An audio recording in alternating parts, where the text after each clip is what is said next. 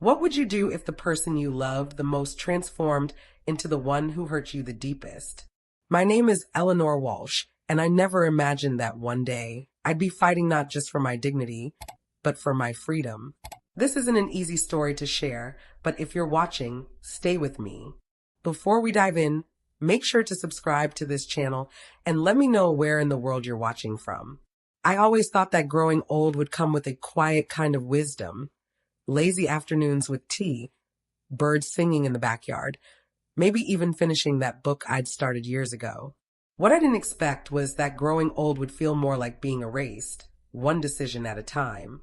I'm Eleanor Walsh, and until a few months ago, I lived alone in the house my late husband, Richard, and I had built together in the suburbs of Portland, Oregon. Every flower in the front yard had a story. The kitchen still smelled like his coffee. I wasn't ready to leave. I didn't need to leave. It all started with a simple fall. I tripped on a throw rug in the living room. It wasn't bad, just a little bruise, but I was still sharp, still walking, still me. But that one small accident was all the ammunition my son, Daniel, needed. The next morning, he showed up early with a look in his eyes that I couldn't place. Cold, distant. He didn't even ask how I was doing. He walked in with a briefcase and a tight schedule, speaking in bullet points. Mom, we found a really good facility. It's time. It's the best for everyone. I laughed, thinking he was joking. But he wasn't laughing. Daniel, I said, I'm not going anywhere. I'm fine. This is my home. But it didn't matter. He had already made the arrangements. My things were packed. The paperwork had been signed. I stood in the hallway, watching as two strangers started to move my things. My chest tightened and I couldn't breathe. This wasn't happening. I tried to argue. I tried to fight back. But the look in his eyes, like I was some kind of project, a burden to be managed, made the words catch in my throat. You fell, he said. You could have broken your hip. You live alone. It's too risky, and frankly, I don't have the time to keep checking in on you. He didn't say it with cruelty. He said it with efficiency, and somehow that made it worse. They took me away in a van. I wasn't even allowed to ride in his car. I remember the silence, the deep, cold silence that settled into my bones as we pulled away from the only life I knew. The facility was clean, modern, with big windows and neutral-colored walls. But it smelled faintly of bleach and something else I can only describe as abandonment, a silence that can only be understood if you've lived it. I remember sitting on the edge of the new bed in the room they assigned me.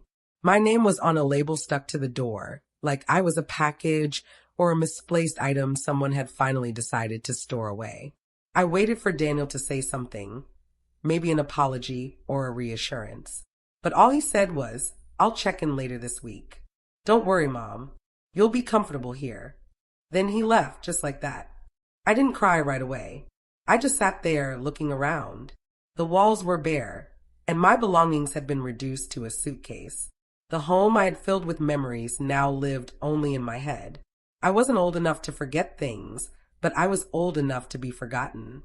That night, I lay in a bed that wasn't mine, listening to the soft buzz of fluorescent lights in the hallway. I thought about Richard, about how we used to laugh at the idea of growing old apart, how we promised we'd always take care of each other. And now he was gone, and my son had put me away like I was nothing. But I wasn't nothing. I wasn't nothing. Not yet. Something stirred inside me that night, a flicker of something I hadn't felt in a long time. Not anger, not even sadness. It was the beginning of a quiet defiance. They thought I was finished, but they had no idea what I was about to do. I stared at the ceiling until morning, planning everything. The next morning, I woke up to the sound of soft wheels rolling down the hallway. Med carts, I would later learn, and the occasional shuffle of feet. It was the kind of place where even time seemed medicated.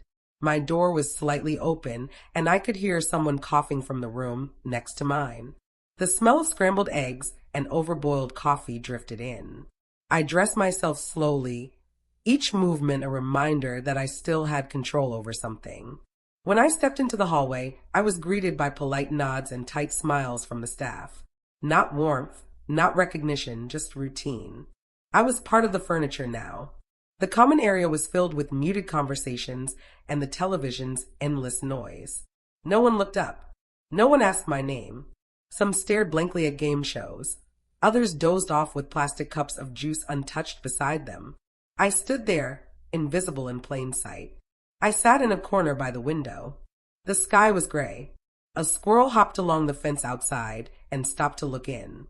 And for a moment, I envied it, free to run wherever it pleased. No paperwork required. Daniel didn't call that day or the next. It wasn't until the fourth day that he appeared, his shirt tucked in as if he'd come straight from work, which, knowing him, he probably had. He sat down across from me in the lounge, not even pretending to make eye contact.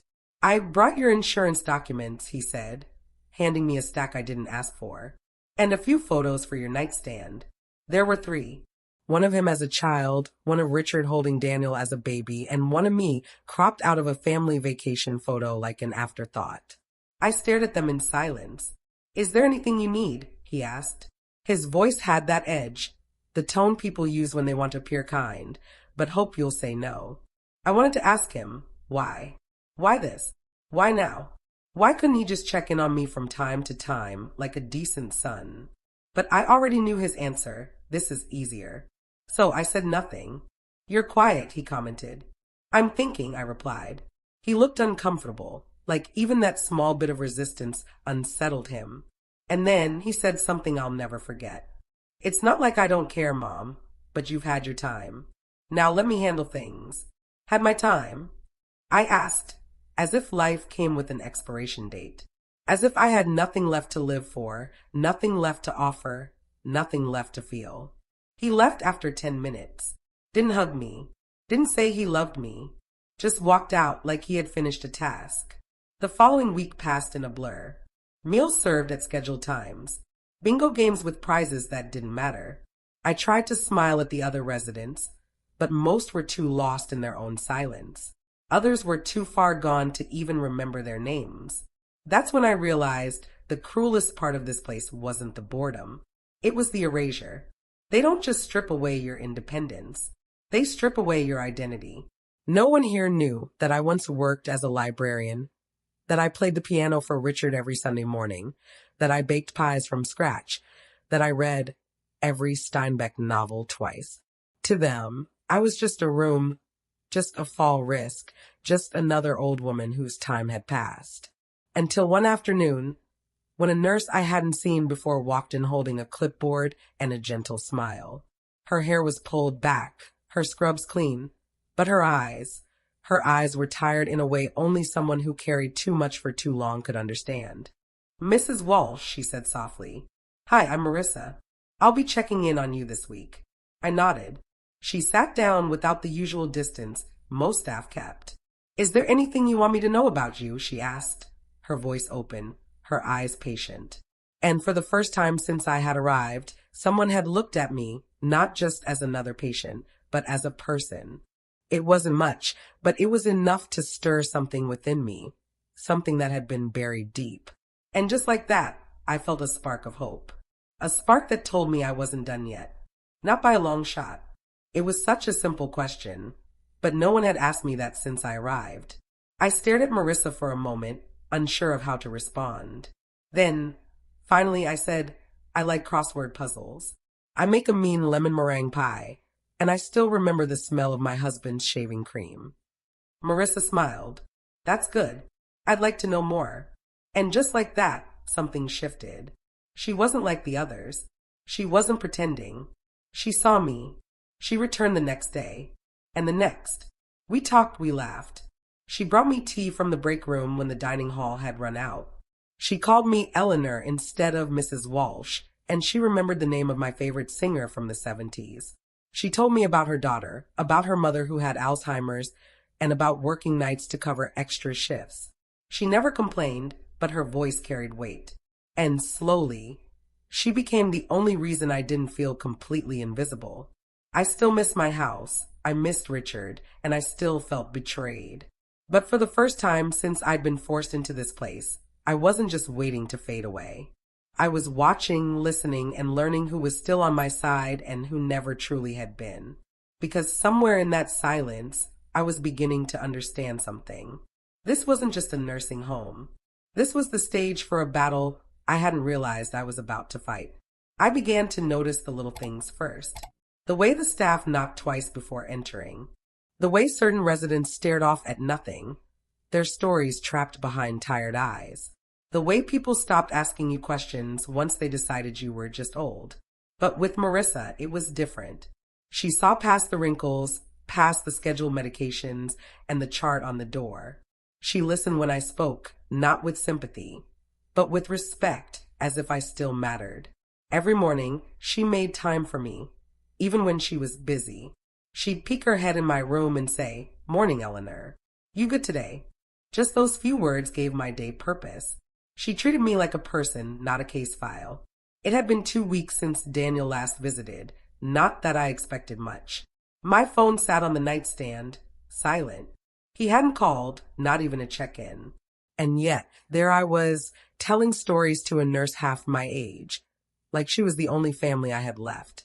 Marissa had this laugh, warm and real, the kind that caught me off guard sometimes.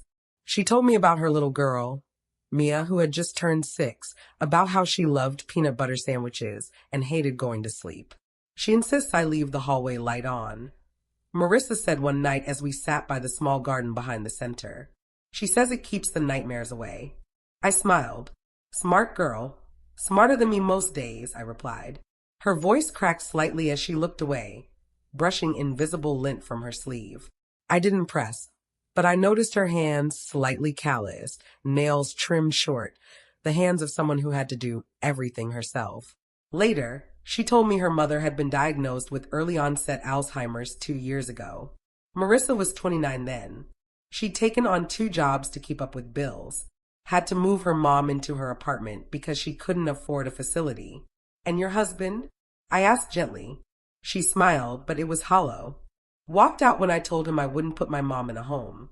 Said he wasn't ready to carry that kind of weight. That kind of weight. I knew the feeling. I carried it too. Every day since Richard passed. That night, I lay in bed thinking about her. The sacrifices, the loneliness, the way she smiled even with the world on her shoulders. And I thought about how little Daniel seemed to know about weight, or loyalty, or love. The contrast was unbearable. One morning after breakfast, I asked Marissa if she could help me find my lawyer's number. She blinked, surprised, but didn't question me. She just nodded. "Of course.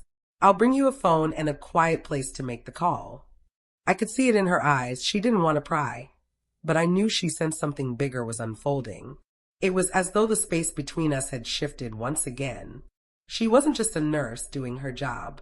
She had become a part of my fight, my understanding of what it meant to carry on, to fight for dignity in a place that had stripped so much away. And in that moment, I realized that I had more to fight for than just my freedom. I was fighting for connection, for something that still mattered, even in the silence. It took less than 5 minutes. My lawyer, James Palmer, had been our family attorney for years. He remembered my voice immediately. "I need to make changes to my will," I told him. "And I'd like to start paperwork for an adult adoption." There was a pause. "Eleanor, are you sure?" "I've never been more certain." That same afternoon, I wrote 2 letters. One to Daniel, short, cold, and factual, and one to Marissa. I sealed it and hid it inside the drawer of my nightstand. I wasn't ready to give it to her yet, but when the time came, I wanted her to know. She wasn't just a nurse. She was family now. I didn't tell her that day or the next. Instead, we kept our routine, talking about books, her daughter's spelling homework, the weather. But something had changed in me. I no longer felt like a passive observer in this place. I had a purpose again, a quiet mission, a legacy to rewrite. Because if Daniel thought he could decide the ending of my story without even asking me, he was about to learn just how wrong he was. And I wouldn't need to raise my voice to do it. It was early October when the leaves outside the facility turned that sharp, russet red. I remember staring out the window one morning, watching them fall like paper memories drifting slowly to the ground. Something about the quietness of it reminded me of how my life had been slipping away, piece by piece, while no one seemed to notice except Marissa. That day, She brought me a cup of chamomile tea. Real chamomile, not the powdered kind. She had found it at a discount store on her way to work. I thought of you, she said. Smells like something you'd like. And it did. It smelled like my old kitchen. Like Sunday mornings with Richard, reading the newspaper while I baked cinnamon rolls. We sat together by the window for a while, just watching the trees. She looked tired, more than usual, but still kept that soft, steady calmness. That was Marissa's magic. No matter what was going wrong in her life, she made you feel like you were the most important thing in the world during those few minutes together. She told me Mia had gotten sick the night before. Fever, sore throat. She'd stayed up all night rubbing her back, giving her water, holding her little hand. It's nothing serious, just a virus, she said. But I could hear the edge in her voice, the exhaustion, the fear that creeps in when you're doing it all alone. I asked her, do you ever get a break? She smiled, but it didn't reach her eyes. I'll rest when she's grown. Right now, she needs me. Something clicked in me then, a knowing, a silent confirmation of everything I'd been feeling. It wasn't just admiration. It was recognition. I saw myself in her, the younger me, who had once held Daniel in my arms through countless sleepless nights, the woman who sacrificed weekends, vacations, and promotions for her family. The difference was, I did all that and ended up in a place like this. But Marissa? She deserved better. Later that day, I called James, my lawyer, again. I finalized the amendment to my will. Half of my estate, including the house, savings, and remaining investments, would go to Marissa Carter. No fanfare, no announcement, just a quiet legal promise. It was the first time since Richard died that I felt like I was doing something that mattered again. Over the following days, I kept a journal, a real one leather-bound, with pages that smelled like old bookstores. I wrote letters to Marissa, to Mia, even one to myself. I poured in everything, my memories, my regrets, the betrayal that still echoed from Daniel's voice when he said, "You've had your time." Each word was like stitching up a wound. One evening, I invited Marissa to sit with me in the garden behind the facility. The air was cool, the sun dipping low behind the trees. I offered her the seat beside me and handed her a small envelope. She blinked. "What's this?" "Not for now," I said. "For when it matters." She looked at me, really looked. "You're not sick, are you?" I laughed softly. "No, dear. I'm just awake now." We sat in silence after that, our connection deeper than words. The envelope, sealed with intention, lay between us, a quiet promise of what was to come. Our shoulders were almost touching. I don't think she realized the magnitude of what had just happened, that I had just rewritten my legacy, not out of anger, but out of clarity. Sometimes, the people who share your blood aren't the ones who carry your heart. And as the light faded and the first stars peeked through the sky, I made peace with something important. If Daniel had given me up, then I had every right to give myself forward to someone who truly saw me, who valued me, who stayed. I didn't know then how quickly things would unravel, but I felt it even then. A storm was coming, and I was finally ready to stand in the rain. It was well past midnight when I woke to the sound of muffled voices down the hallway. Most nights, the facility fell into a dead quiet after 10 p.m. lights dimmed, residents tucked away in their rooms like forgotten books on a dusty shelf. But this night was different. I slipped out of bed, wrapped a shawl around my shoulders, and opened the door just enough to see the hallway bathed in soft yellow light. At the far end, near the administrator's office, I saw Daniel. I froze. He was supposed to be out of town. He hadn't visited in weeks. And yet there he stood, tense, gesturing sharply as he spoke to a man in a gray suit, someone I didn't recognize. Their voices were low, but one phrase floated down the hall like smoke. "If she changes that will I lose everything?" I stepped back into the shadows. The lawyer, because that's who the other man had to be, sighed. "It's her legal right, Daniel. You can't stop her from doing it. She's not thinking clearly." Daniel snapped. "She's alone. Confused, probably being manipulated by some staff member." My blood ran cold. He was talking about Marissa. "I want a psychological evaluation. Something official," he said. "If she's declared incompetent, the will can't be changed." I couldn't breathe. My heart pounded so loudly, I thought they might hear it. I'm not going to let her hand over my inheritance to some nurse, he hissed. She owes me. Owes him. He really believed that my life, my savings, my home, all of it belonged to him by default. He thought he was entitled to the sum of my existence because of biology. Then the lawyer asked, "Are you sure you want to go down this road?" Daniel's answer was immediate. Do it. I backed into my room, shut the door gently, and sat on the edge of the bed, trembling. I wasn't sure what hurt more, what I had just heard or the fact that deep down I wasn't surprised. Daniel had always been calculating, strategic, but now I saw the truth unmasked. He didn't care about my well-being. He cared about control. And that's when it hit me.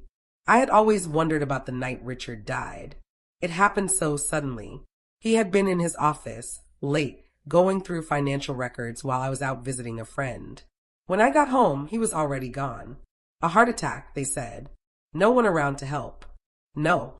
I remembered asking Daniel if he had talked to his father that day. He said no, but now I wasn't sure. The next morning, I acted like nothing had happened. Daniel didn't know I had overheard. He smiled thinly, handed me a box of herbal teas I didn't ask for, and said, "Thought you'd like these." I nodded, pretending. That afternoon, I asked one of the newer aides, a timid girl named Hannah, if she could find out which nurse had worked the front desk that night. She hesitated, then whispered, "It was Kristen, but she doesn't talk much." I found Kristen folding laundry in the back hallway. I waited until no one else was around.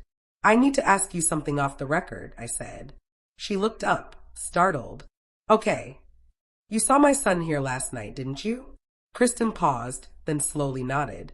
"And he wasn't visiting me, was he?" She swallowed hard. "No. He was in the office for a long time arguing." "Did you hear anything?" Her voice dropped. "Only a little something about the paperwork and getting someone declared unfit." It all weighed on me. I thanked her, then walked away, the weight settling on my shoulders like lead. Back in my room, I stared at the photo Daniel had left weeks ago, one of him as a boy, smiling in his Little League uniform. The child I raised. The boy I held during thunderstorms. The teenager I forgave when he lied about his grades. The man I defended, even when Richard warned me he was becoming too selfish, too cold. I had loved him unconditionally. But now I understood that love had always been a one-way street. And then, like a film reel flickering in reverse, memories rushed back, fast and sharp. Richard's phone call that day, the way Daniel arrived late to the hospital with dry eyes and no sense of urgency, the silence that followed. Had he?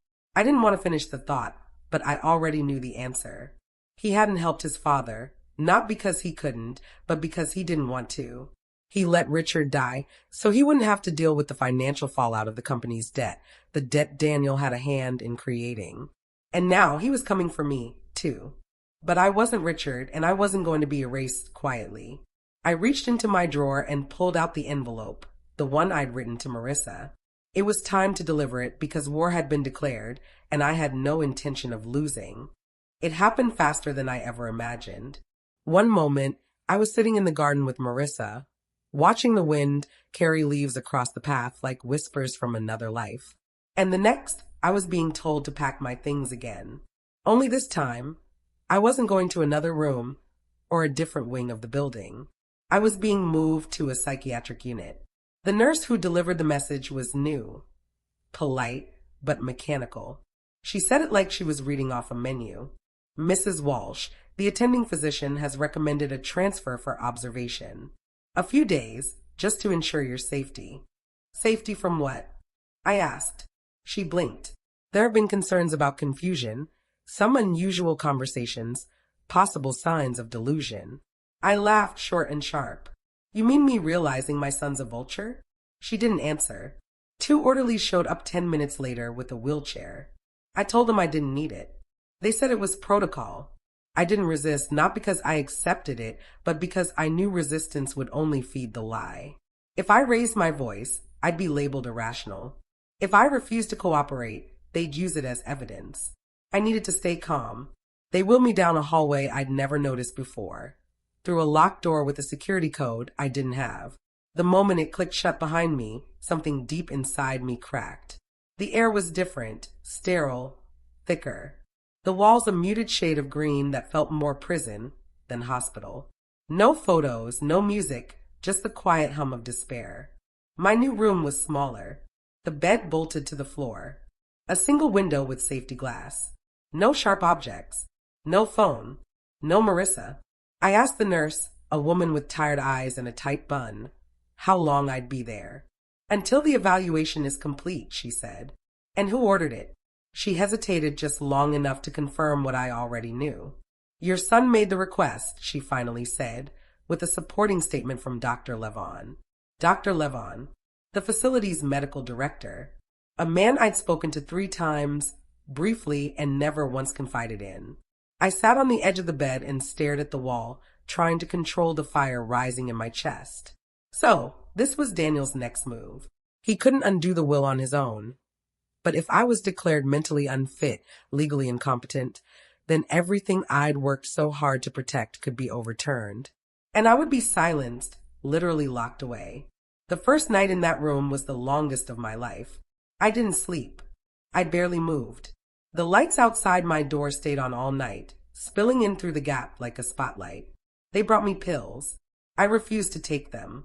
They tried to coax me, said I needed rest, that I was agitated. But I wasn't.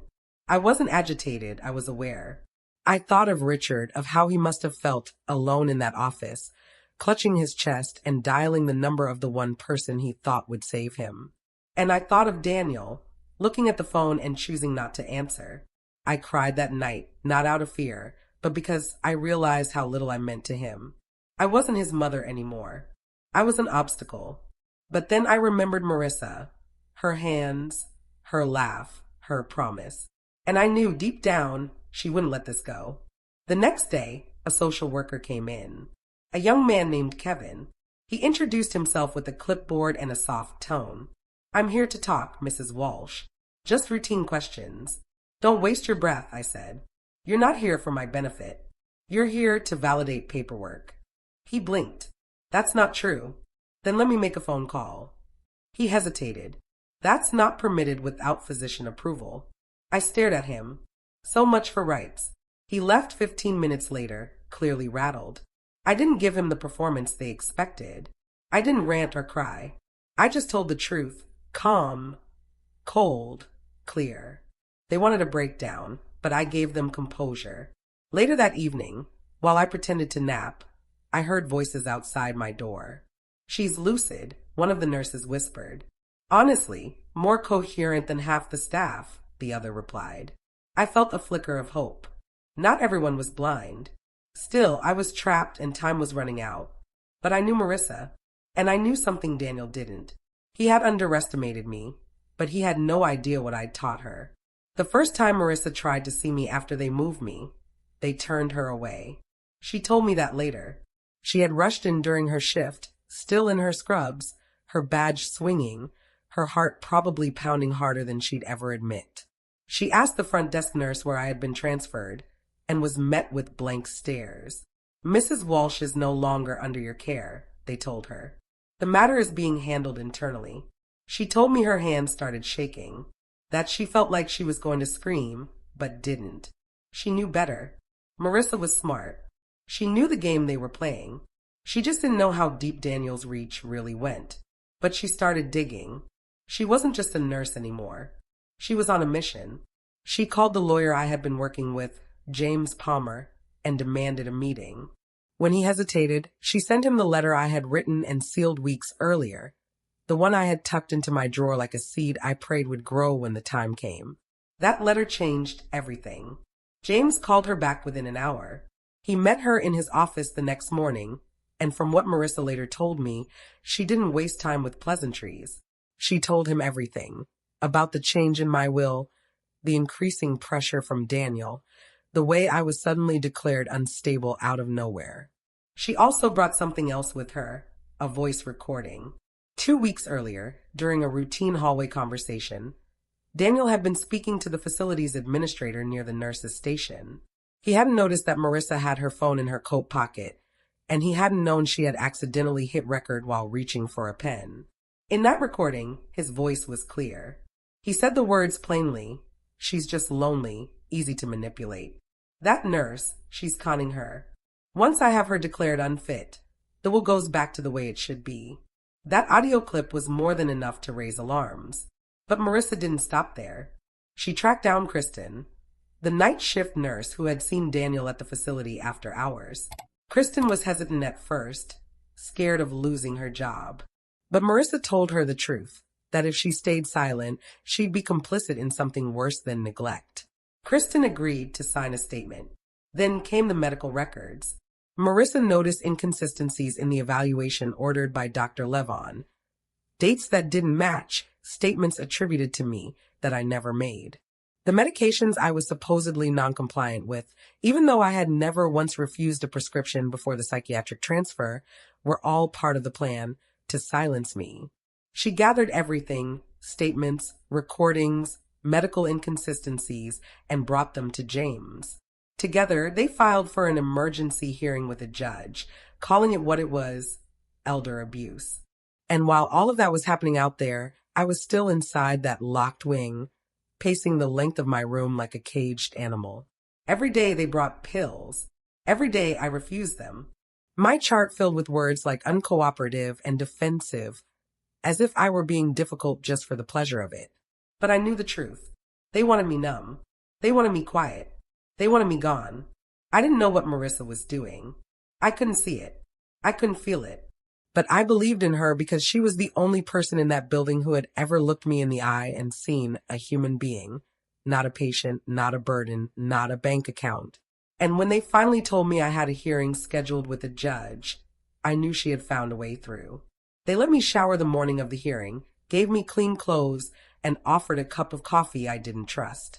A nurse came in to brush my hair, trying to make me look presentable, but I didn't care about appearances. I was preparing for war, and I wasn't walking into that courtroom as a victim. I was walking in as someone who had nothing left to lose, and therefore everything to say. They transported me in a van with tinted windows, like I was some kind of criminal. 2 orderlies sat in the front, talking about their lunch plans, while I sat in the back, hands folded in my lap, pretending not to hear. But I heard everything. I heard how they referred to me. The old lady with the nurse problem. I heard them joke about how I must be faking it just to get attention. And I memorized every word because soon their words would matter. The courthouse wasn't far, just a small gray building with a broken flag outside and too many parking spaces. I was led through a side entrance, away from the public, like I was something shameful to be hidden from view. But inside that small courtroom, I saw her, Marissa. She sat near the front, wearing a simple navy blouse, her hands clasped tightly in her lap. When she saw me enter, her eyes flooded with emotion. She didn't speak, just nodded as if to say, "I told you I'd come." And then I saw Daniel, sitting with his lawyer, smug as ever. His suit was too perfect, his posture too rehearsed. He didn't look at me. He didn't have to. He thought he'd already won. The judge was a woman in her late 50s, with sharp eyes and a no-nonsense tone. She looked at me like she hadn't made up her mind yet. That gave me hope. James stood and began. He laid out the facts slowly, methodically, like a scalpel, not a hammer. He presented Marissa's audio recording, Kristen's statement, the discrepancies in my medical records, and then he played the tape. Daniel's voice filled the room, cold, calculated, ugly. She's just lonely, easy to manipulate. That nurse, she's conning her. Once I have her declared unfit, the will goes back to the way it should be. The courtroom went silent. Daniel's lawyer tried to object, but it was too late. The words were already in the air, staining everything. Then it was my turn. I stood slowly. My knees trembled, but my voice did not. "I may be old," I said, "but I am not confused. I am not senile, and I am not finished." I looked directly at Daniel. "I trusted you. I loved you. I forgave you for so many things I shouldn't have. But when you let your father die, when you ignored his call for help so you wouldn't be held responsible for your own mistakes, you crossed a line I cannot and will not forgive." Gasps echoed around the room. Daniel turned pale. I continued. "This isn't about money. It's not even about the will. It's about dignity. It's about being seen, being heard, being human. And if my life is worth nothing more to my own son than a dollar sign, then I will spend what's left of it with someone who treats me like I matter. Marissa's eyes welled with tears, and for the first time in a long time, I felt seen. With tears in her eyes, Marissa reached for a tissue, quietly dabbing at them. The judge called for a recess. When we returned, her voice was firm, resolute. Mrs. Walsh is of sound mind and full legal capacity, she announced. This court finds the petition for guardianship filed by Mr. Daniel Walsh to be baseless and, frankly, disturbing. She turned to face Daniel. You should consider yourself lucky she doesn't press criminal charges. And just like that, I was free. Free from the walls, free from the silence, free from the son who had turned his back on everything good and decent. Outside the courthouse, Marissa hugged me, not hard, just enough. Just right. You did it, she whispered. No, I said. We did. But deep down, I knew the real battle was just beginning. Because the law might have cleared my name, but I was far from done clearing my legacy. The morning after the hearing, I stood in front of the mirror in my old room, my real room at the facility. The same beige walls, the small window that let in slivers of morning light, and the photo of Richard and me still tucked into the corner of the vanity. But something had changed. I had changed. They tried to break me. Daniel tried to erase me. But I was still here.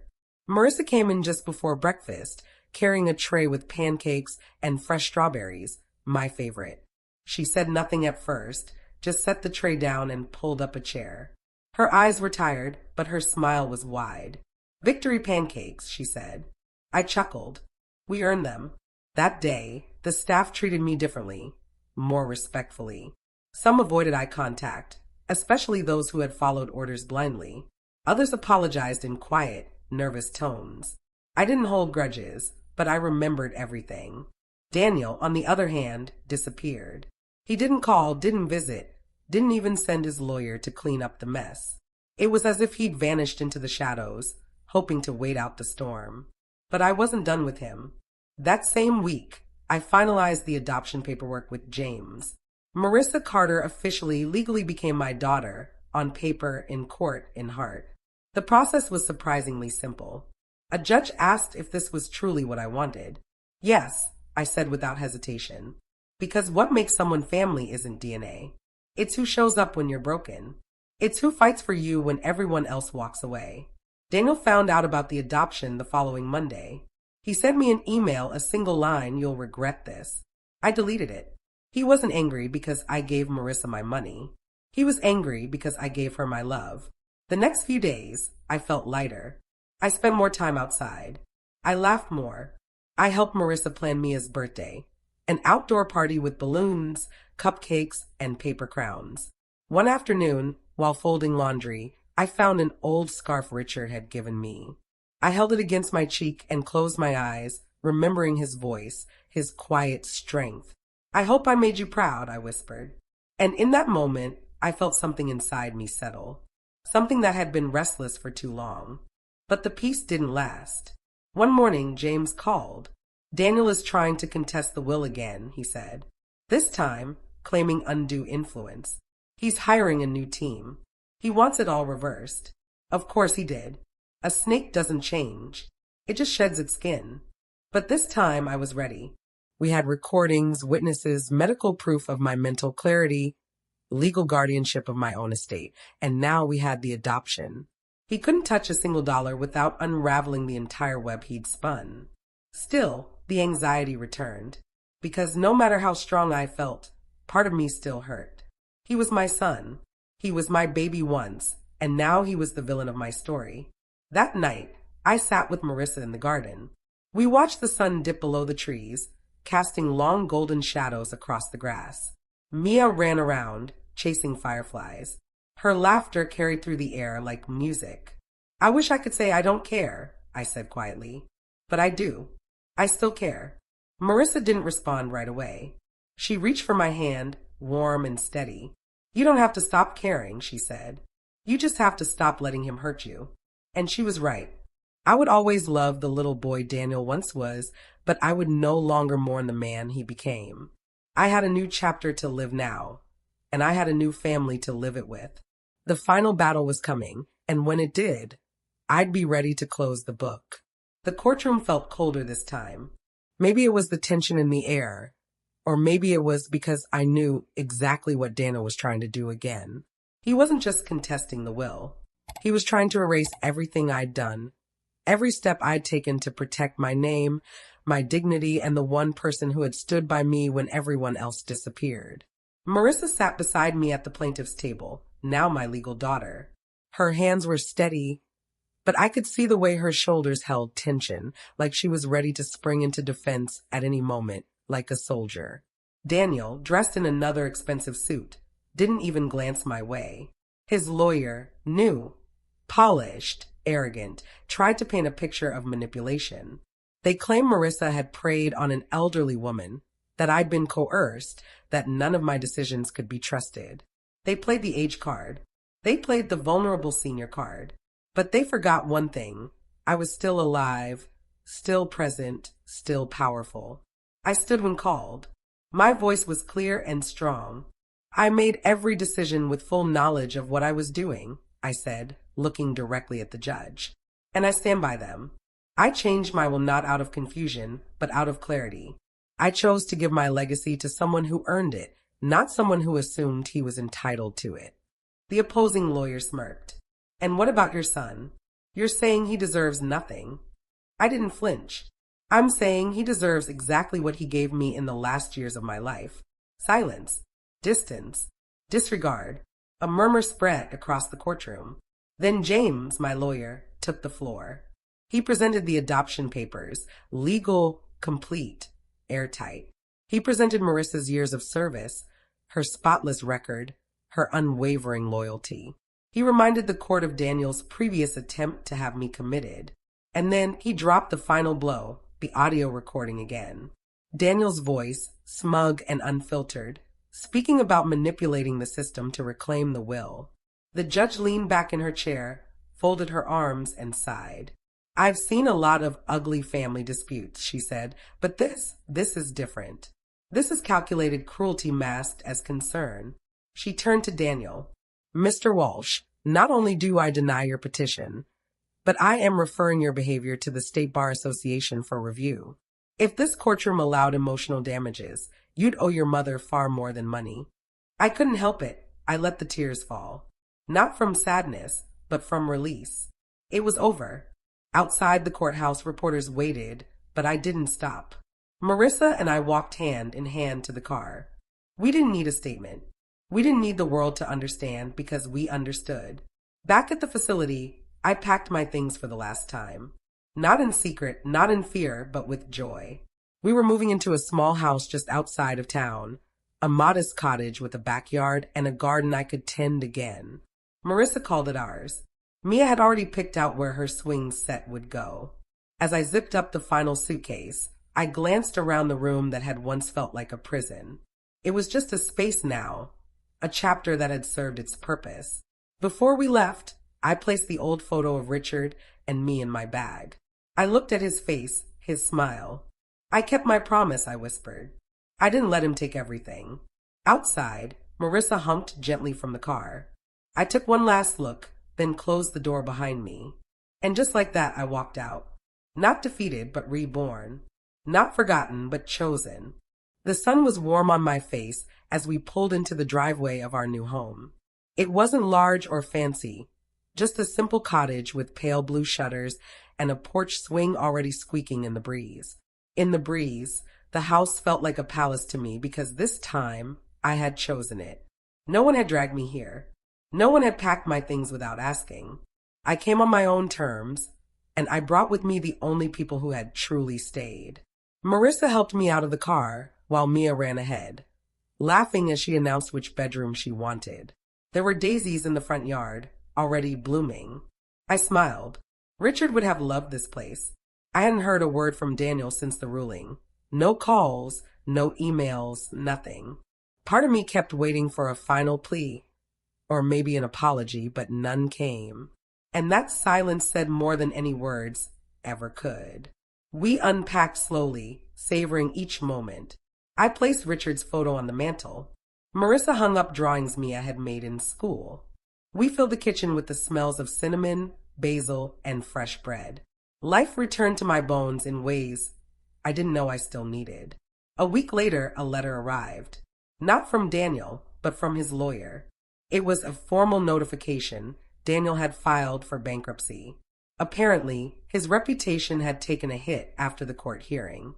His real estate ventures had started to crumble. Investors pulled out. Word had gotten around. You can't hide a heart like his forever.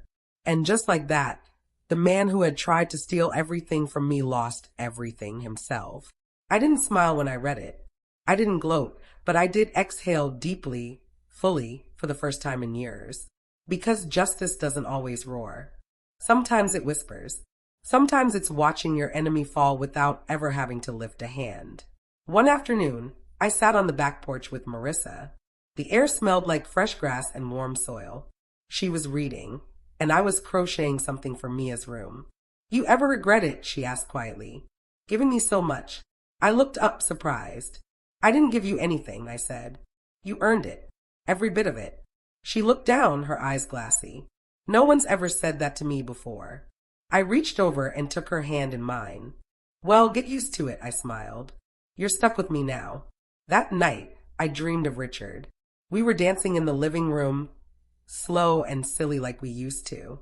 He was wearing those ridiculous plaid slippers, and I could feel his hand on my waist like he'd never left. When I woke up, there were birds singing outside. The sun filtered through the curtains. I could hear Mia giggling from her room. And I realized something. This was home. Not the house.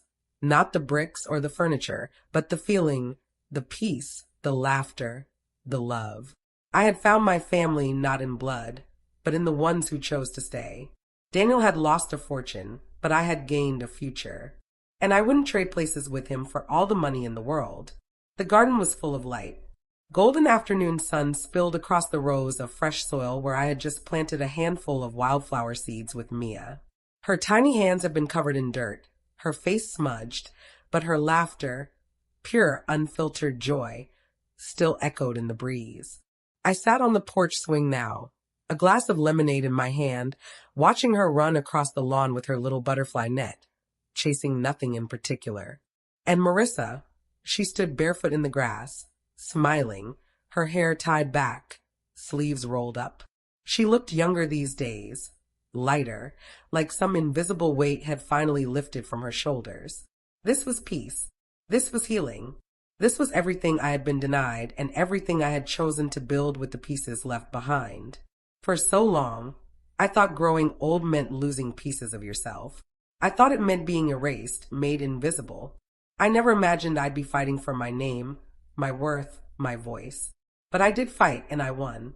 Not with rage, not with revenge, but with truth, with grace, with clarity. After the ruling, Daniel never reached out again. Not to apologize, not to explain, just silence. And I let it stay that way. There's a kind of mourning that comes with letting go of someone you once loved unconditionally.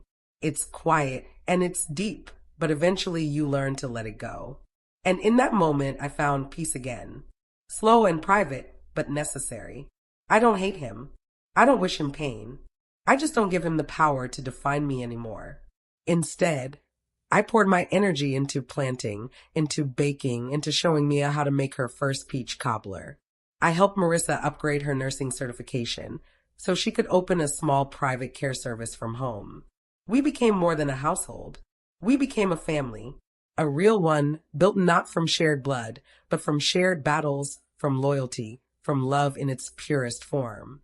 Every morning, I wake up and choose this life, not because it's perfect, but because it's mine and because I fought for it. I thought my story was ending the day Daniel wheeled me into that facility. But I was wrong. That was just the beginning of my final act, the one I got to write, the one that ends with my hands in the dirt, laughter in the air, and peace in my chest. As the sun dipped lower, I reached over and picked a single sunflower from the pot beside me. My favorite. Richard once told me sunflowers always turn toward the light. I think I finally understand what he meant. Because even after everything, the betrayal, the silence, the isolation, I found the light again. I let it find me and I followed it home. The blood may have abandoned me, but the love saved me. Thanks for listening. Don't forget to subscribe and feel free to share your story in the comments. Your voice matters,